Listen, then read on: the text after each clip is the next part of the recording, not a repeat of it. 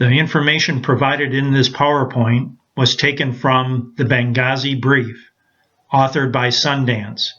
Please go to the Conservative Treehouse website listed above for the complete article. Thank you.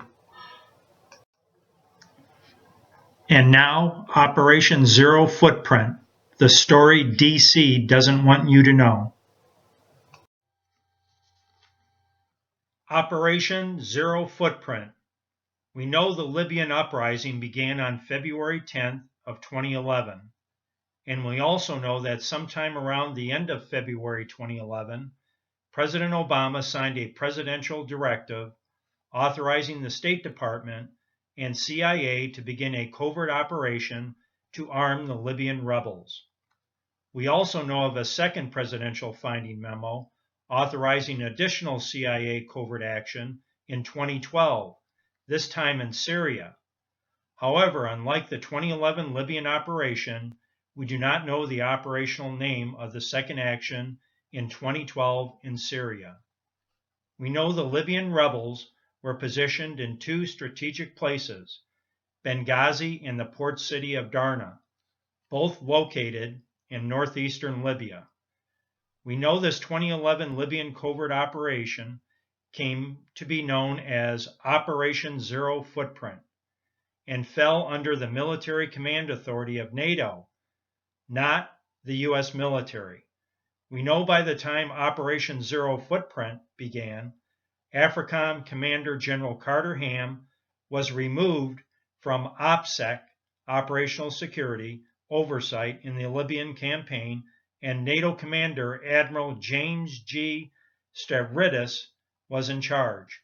He was the perfect pick for NATO Libyan intervention, considering he is the son of Turkish immigrants. Turkey played a key role in what might be the most politically dangerous aspect of the events to the White House once the goals changed to redirection of the weapons from Operation Zero Footprint. We know Operation Zero Footprint was the covert transfer of weapons from the U.S. to the Libyan rebels. We also know the operation avoided the concerns with congressional funding and potential public scrutiny through financing by the United Arab Emirates. We also know that officials within the government of Qatar served as the intermediaries for the actual transfer of the weapons, thereby removing the footprint of the U.S. intervention. We know the entire operation was coordinated and controlled by the State Department and CIA. We also know from the Senate for Foreign Relations Benghazi hearings that Zero Footprint was unknown to the 2011 Pentagon or Department of Defense commanders who would have been tasked with any military response to the 9/11/2012 attack, namely AFRICOM General Carter Ham. Slide 2, Gang of Eight. We know the White House appears to have followed the Intelligence Oversight Act of 1980 in forming the Congressional Gang of Eight of Zero Footprint. The Gang of Eight in 2011 would have included Speaker John Boehner, Minority Leader Nancy Pelosi, Senate Minority Leader Mitch McConnell, and Senate Majority Leader Harry Reid. House Permanent Select Committee on Intelligence Chairman Mike Rogers and his Democrat counterpart Charles Rupertsberger, along with Senate Intel Chair Dianne Feinstein and a Republican counterpart Saxby Chambliss. Slide 3, Libyan Rebel Commanders. The known crowd would include the ultimate end destination users, the Libyan Rebel Commanders. Rebel leader, Islamic Fighting Group, Abu Safin bin Kuma, Darna Brigade, Ansar el-Sharia. Rebel leader, Islamic Fighting Group, Abdu Katala, commander of Islamic militant group called the Abdu Obada bin Jarrah Brigade, or 17th February Brigade, Benghazi, Ansar el-Sharia. Note, Both of these individuals were labeled as officially recognized State Department terrorists in December of 2013, Katala recently having been arrested June of 2014. We know in late February 2011, President Obama signed a presidential finding memo authorizing the State Department and CIA to engage in actions within Libya to identify a course of action. We know in March 2011, when Hillary Clinton, State Department, and Leon Panetta, CIA, constructed Operation Zero Footprint, that President Obama approved the covert action and then informed the Gang of Eight of the weapons transfer operation. During March, April, and May of 2011, there was enough intelligence information flowing to the White House, informing them of exactly who would be the beneficiaries of U.S. Libyan involvement, and specifically providing weapons. It did not take long to identify the Benghazi and Darna rebels were actually affiliates of Al-Qaeda. Slide 4. Regime change in the Middle East. From a policy standpoint, it will have to be left up to historians to pore over the facts and ultimately decide what was this White House goal in the entire region. My thought, caliphate. Ben Ali's removal in Tunisia seemed okay to the administration, Obama and Clinton. Hosni Mubarak removal from Egypt seemed even more okay to Obama and Clinton, which was replaced by Morsi, Muslim Brotherhood. However, when you get to Gaddafi's removal, Libya, there was a serious split between ideologies within the U.S. political class as Obama-Clinton actually pushed the outcome. The U.S. Defense Department saying they were apprehensive about this outcome, and Obama-Clinton going all in for Gaddafi's ouster. We know on October 20th, 2011, Libyan leader Muammar Gaddafi was finally captured, then killed by the rebels. From the standpoint of regime change, Operation Zero Footprint was a success. We know Eastern Libya was then, in 2011, and is now a hotbed of radical Islam controlled by the Libyan Islamic fighting groups, the very people who benefited from the arms that were part of Zero Footprint. We know by the fall-winter of 2011, the U.S. State Department and CIA were joined in trying to resecure the same weapons they provided in the spring and summer. Slide 5. Operation Zero Footprint. It all goes wrong. If the story ended there, it would be bad enough. A flawed policy, a secret mission to arm the Libyan rebels without a great deal of thinking through the longer-term consequences. A flawed policy with political consequences. But when you think about the larger picture, you understand why the details of the covert weapons operations Zero Footprint were so tightly guarded among select members of Congress, the Gang of Eight, the CIA Panetta, and the State Department Clinton, and the White House. Each of them was trying to manage a covert operation that would expose a U.S. policy decision to arm Al-Qaeda, the Muslim Brotherhood, and other Islamist militants. Slide 6. Obama-Clinton decisions get much worse. The uprising in Syria was only a few months behind the uprising in Libya. Arguably, if the timing were reversed, you could ponder that Assad would have met Gaddafi's fate, and Gaddafi would be as alive today as President Assad. Whichever rebel group got the attention of the R2P crowd, responsibility to protect, was sure to be the first to get assistance. The Obama R2P doctrine is so tenuous and so lacking in political principle, it's subject to change based on the political whims of Capitol Hill at any given moment. The Libyan rebels got all the weaponry love. The Syrian rebels not so much, at least in 2011. By mid-2012, that sentiment appears to have changed. Enter Hillary Clinton, as she reiterated vehemently it was Hillary who wanted to help the Syrian rebels when no one else wanted to assist them. Secretary Hillary Clinton wanted early and direct action in Syria to topple Assad, just like Gaddafi. Slide 7, Weapons to Syria.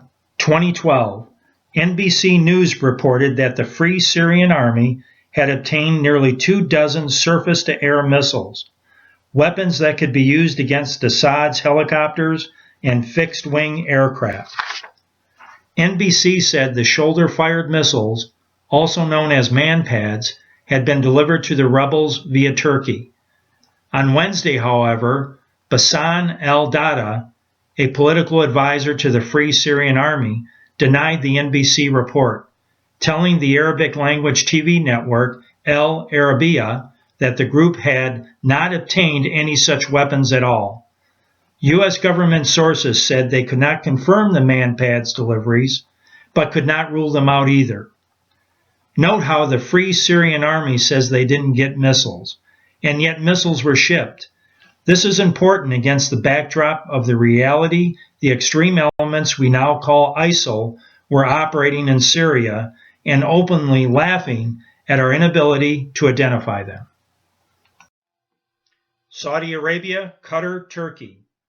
The basic setup to arm the Syrian rebellion was generally not too complex.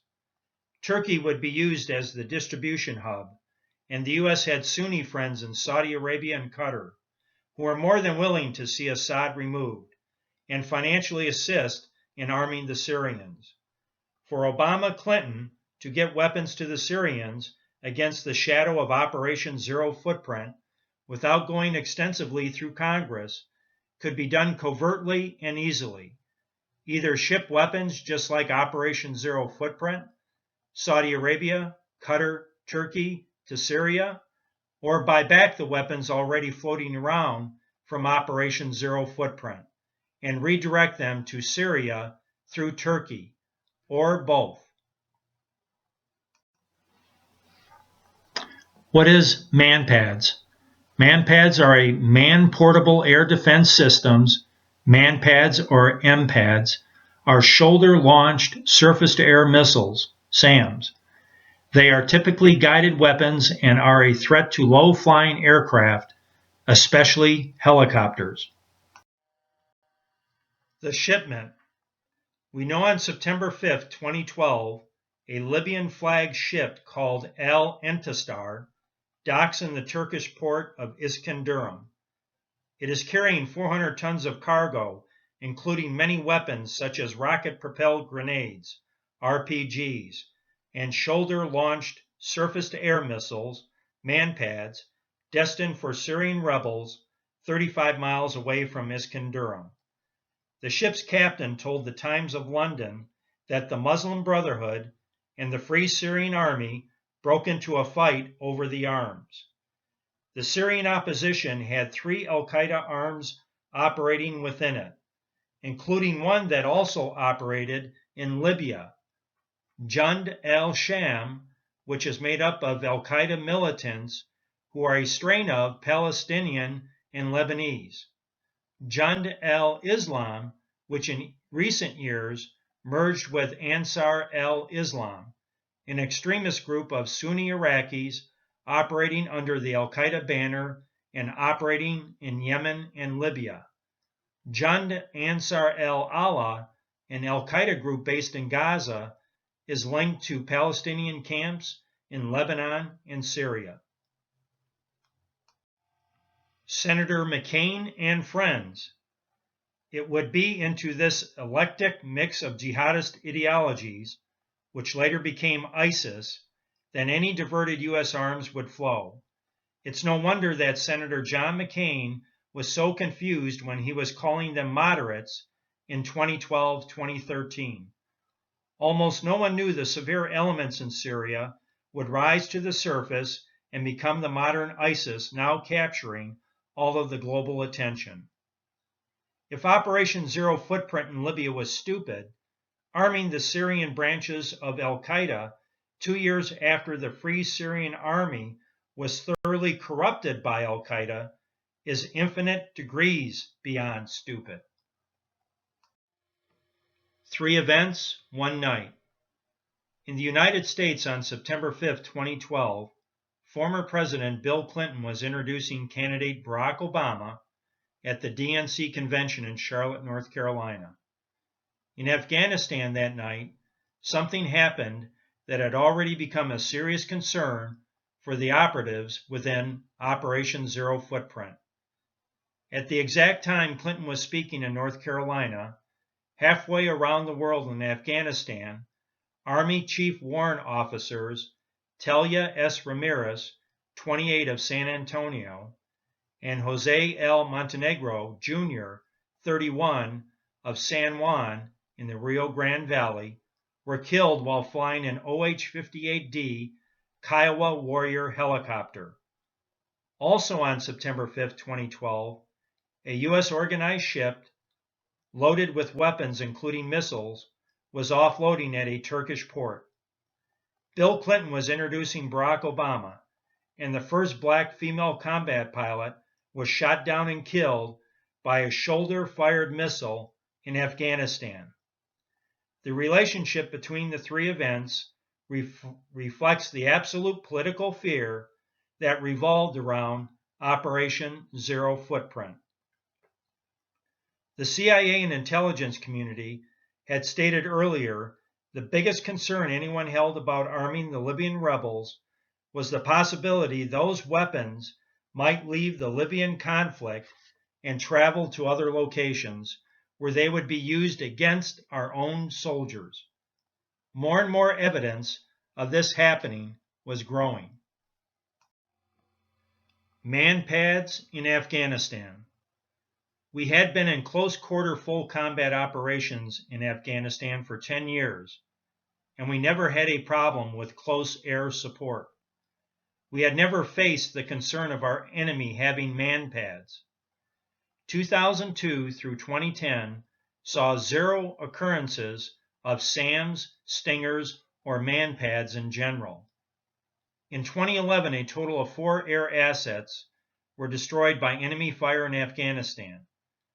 2 of those helicopters happened at the same time in August 2011 when we lost the Navy SEAL unit that killed Osama bin Laden. 22 Americans killed, what came to be known as Operation Extortion 17. We had a serious problem and it was picking up speed. June 6, 2012, we lost another crew. July 25, 2012, yet another. August 16, 2012, again more losses. September 5, 2012, more deaths. It just kept getting worse. By September 5, 2012, in the preceding 9 months, we had lost 11 helicopters to shoulder-fired missiles in Afghanistan. One of the incidents revealed details of what was being faced.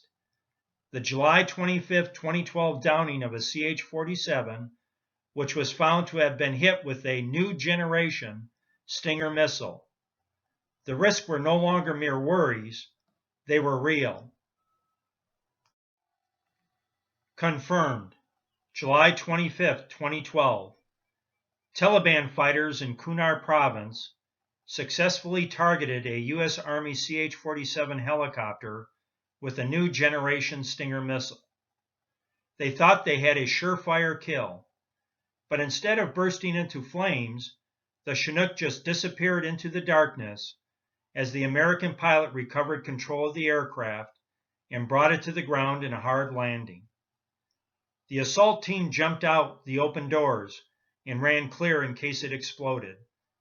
Less than 30 seconds later, the Taliban gunner and his comrade erupted into flames as a trailing American gunship overhead locked onto their position and opened fire. The next day, an explosive ordnance disposal team arrived to pick through the wreckage and found unexploded pieces of a missile casing that could only belong to a Stinger missile. Lodged in the right cabin, they found one fragment that contained an entire serial number. The investigation took time. Arms were twisted, noses put out of joint. But when the results came back, they were stunning. The stinger tracked back to a lot that had been signed out by the CIA. The cover-up. Reports of the stinger reached the highest echelons of the U.S. command in Afghanistan and became a source of intense speculation, but no action. Everyone knew the war was winding down. Revealing that the Taliban had U.S.-made stingers risked demoralizing coalition troops. Because there were no coalition casualties, government officials made no public announcement of the attack. Sources in the U.S. Special Operations community believe the stinger fired against the Chinook was part of the same lot the CIA turned over to the Qataris in early 2011. Weapons Hillary Rodham Clinton's State Department intended for anti-Gaddafi forces in Libya. They believe the Qataris delivered between 50 and 60 of those same stingers to the Taliban in early 2012, and an additional 200 SA-24 Igla-S surface-to-air missiles. In Afghanistan, the Department of Defense field response was immediate. All close air support was canceled. The White House had a problem. Operation Zero Footprint missiles were now being used against us. But the Department of Defense didn't know the origin because the Defense Department did not know about Operation Zero Footprint. The State Department and CIA did. Benghazi. Around May 26, 2012, Ambassador Chris Stevens sets up a formal U.S. embassy consulate in Tripoli, Libya. The State Department and CIA set up a joint operations in Benghazi about the same time. The President also signs a second presidential CIA directive to ship arms to Syria. Ambassador Chris Stevens goes to Benghazi. To the public, Stevens was a U.S. ambassador, a diplomat. The State Department and CIA, Stevens was a U.S. ambassador and a CIA operative coordinating arms sales out of Libya through the diplomatic couriers and into Syria. September 11, 2012. Perhaps following the fiasco at the port of Iskenderun a week earlier, Turkish diplomat Consul General Ali Sent Akin arrives at the Benghazi mission on September 11, 2012, to talk about the ongoing efforts to support Syria. Perhaps the conversation was about the increasing risk of arming a rising group of radicals against the backdrop of manpads being used against U.S. forces in the other fields of combat.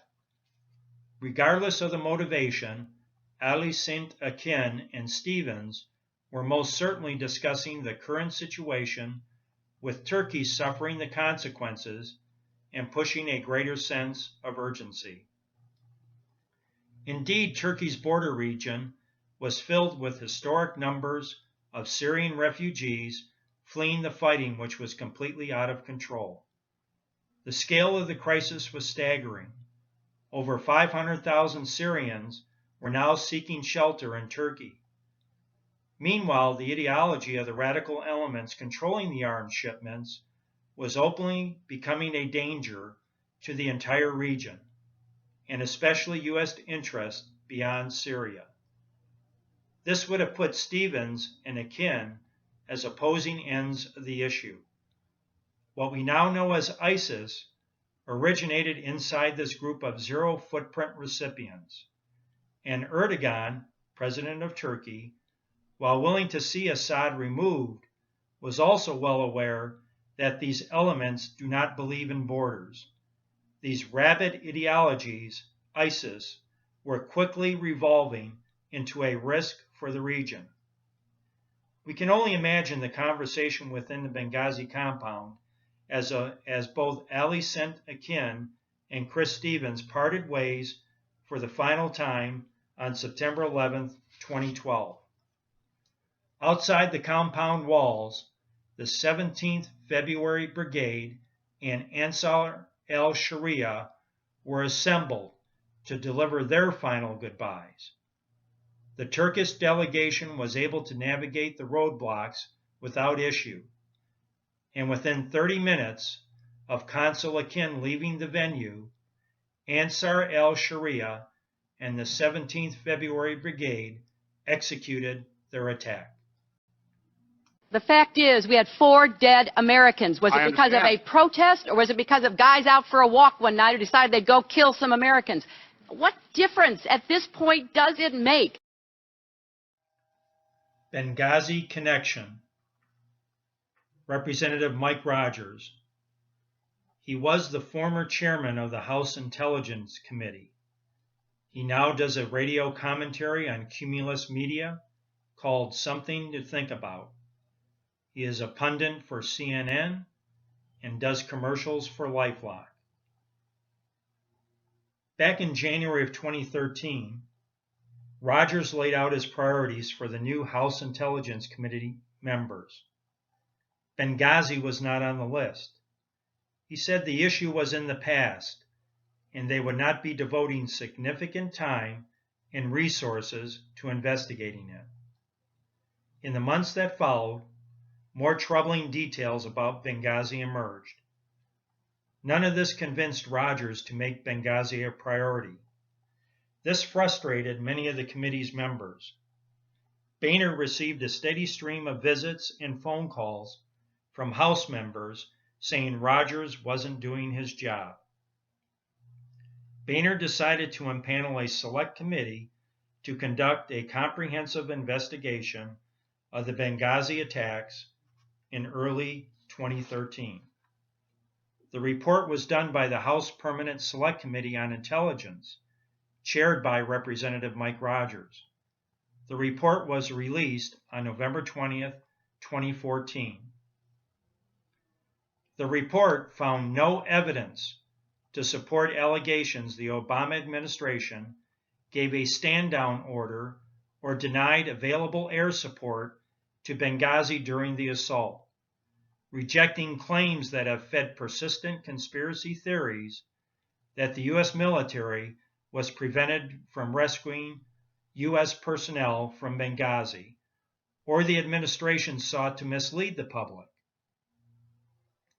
And the committee determined that the attack could not be blamed on an intelligence failure prior to the attacks. For those following the story, the report was bizarre and troubling. Key events were left out, important figures never mentioned. Well-known controversies were omitted.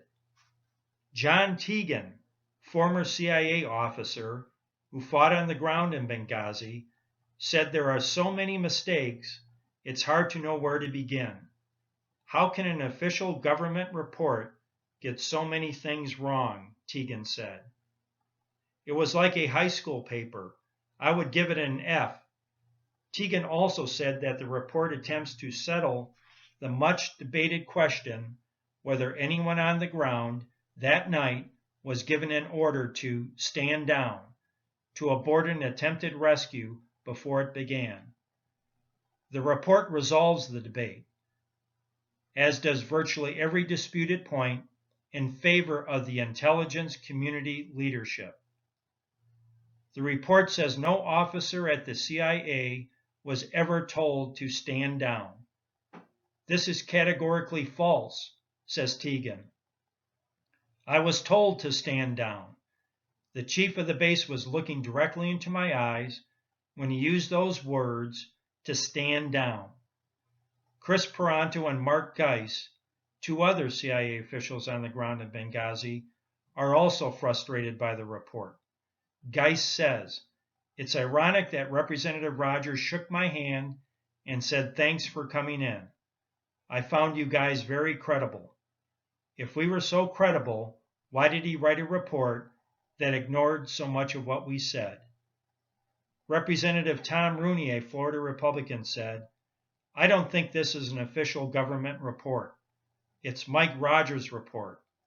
The members of his own committee don't even agree with it, which included Representative Mac Thornberry, Texas, and Representative Peter King, New York. Krista Rogers. After years of government service in mid-level positions, she moved to the private sector, joining the British-based security contractor Aegis Defense Services to help open its U.S. subsidiary. She was named Executive Vice President when the U.S. branch opened in 2006. She was promoted to President in 2008 and added the position of CEO in 2009. In 2011, Ms. Rogers was named Vice Chairman of the company's Board of Directors. Aegis has been operating in Libya since February 2011. They were to provide security in Libya, the American compound and annex in Benghazi, part of Ms. Rogers' responsibility. Security for the Benghazi compound and annex was given to the February 17th Martyrs Brigade, Libyan terrorists. They ended up abandoning their post and joining Ansar al-Sharia, who attacked the CIS compound in Benghazi, where Ambassador Chris Stevens and Sean Smith were killed. Benghazi was attacked on September 11, 2012. December 2012, Krista Rogers left Aegis and joined the law firm Manette as a managing director for federal government affairs. On March 28, 2014, Representative Mike Rogers announced he was not running for re-election from his safe congressional seat and chairmanship of the House Intelligence Committee to become a talk radio host. 2 weeks earlier, on March 14th, Ms. Rogers left Manette. Her departure was not announced, and her association with the firm has been scrubbed from its website. Ms. Rogers and Manette did not respond to email questions and interview requests from Judicial Watch, along with the State Department and the CIA also did not respond to questions about Aegis either. John Shaw, a formal official of Department of Defense and part of the Independent Citizens Commission on Benghazi, which is made up of retired military, CIA officers, and media people, said, "There's no question in my mind that Representative Rogers compromised the Intelligence Committee report on Benghazi in order to protect his wife." Shaw also said, once the connections come out between Aegis and the February 17th Martyrs Brigade, the information will fry Rogers and his wife publicly in the process. The information provided in the Benghazi connection is Micah Morrison of Judicial Watch, Stephen Hayes, Weekly Standard, and the Independent Citizens Commission on Benghazi.